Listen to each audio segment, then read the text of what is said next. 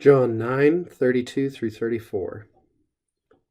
A saeculo non est auditum, quia peruit quis oculos caecinati. Nis esset hic a Deo, non poterat facere quiquam. Responderunt et dixerunt ei, in peccatis natus est totus, et tu doces nos? Et eacerunt eum foras. It has never been heard that someone opened the eyes of a man born blind. Unless this man were from God, he could not have done anything. They answered and they said to him, You were entirely born in sin, and you are teaching us? And they cast him out. Here we get the end of the discourse of the man born blind as he is resisting the conclusion to which the Jewish leaders are trying to prod him, and we get their final rejection of him as well. So a little bit more dialogue to conclude this particular encounter. First off, we start with an idiom, a saeculo.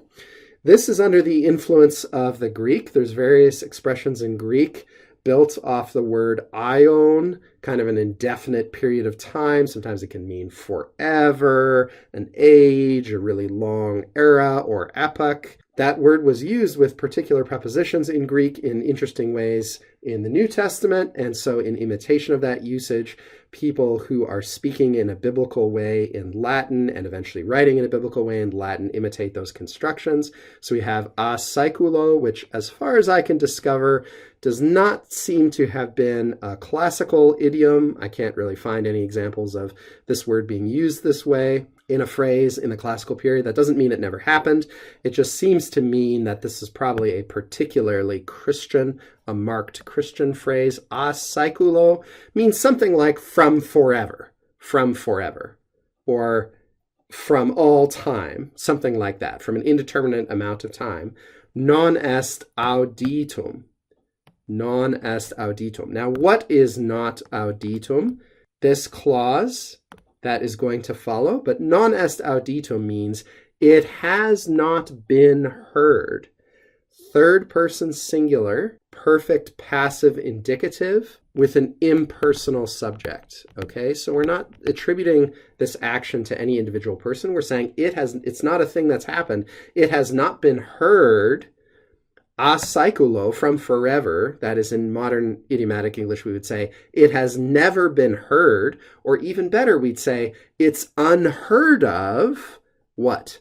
That anyone, quis, has opened the eyes of literally a born blind man, a man born blind.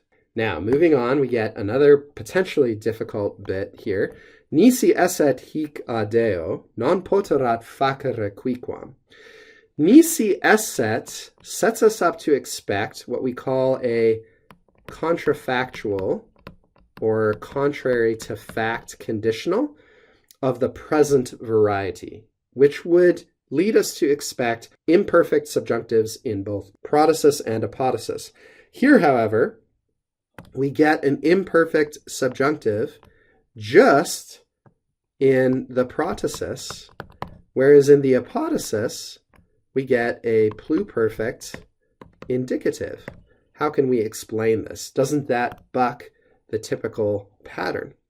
We would expect, in other words, unless this man were from God, but the blind man is implying he must be, he would not have been able to do anything. But he was, obviously. So we would expect not poterat, but probably posset, or perhaps potuisset. Instead, though, again, we have the indicative. What explains this?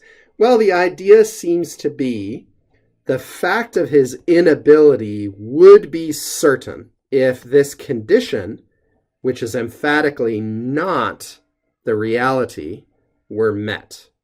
So you can think about this as setting up a typical kind of conditional sentence, but diverging from it in the apodosis to emphasize how clearly the consequence would follow this imagined condition, which we know is not being met because, again, of the use of the imperfect subjunctive. And it's not being met in the present. Unless now this man were from God, but then we shift to the past, he would not have been able to do quicquam, anything at all. Now, this is a kind of hybrid conditional in terms of the moods in protasis and apodosis that does actually occur in classical prose, and it does not infrequently occur actually with words of ability or capacity. So this is not really an unusual construction. It's not the Vulgate just being weird. Goodness knows there are enough examples we encounter of the Vulgate just being kind of odd by classical standards, but this isn't one of those. This is a thing that happens elsewhere. Moving on. Responderunt et dixerunt ei, dative of person spoken to, in peccatis natus est totus. Okay, and the totus, though it is an adjective, is acting sort of adverbially here. Okay, you were born in sins, literally. If we want to work totus in, we have to say you were entirely born in sin. Most English translations say something like you were born steeped in sin, which is a very poetic or vivid kind of word. You can pick whatever expression you like to convey that idea, but totus, following the same kind of construction that we find in the Greek New Testament in this same spot, just means entirely.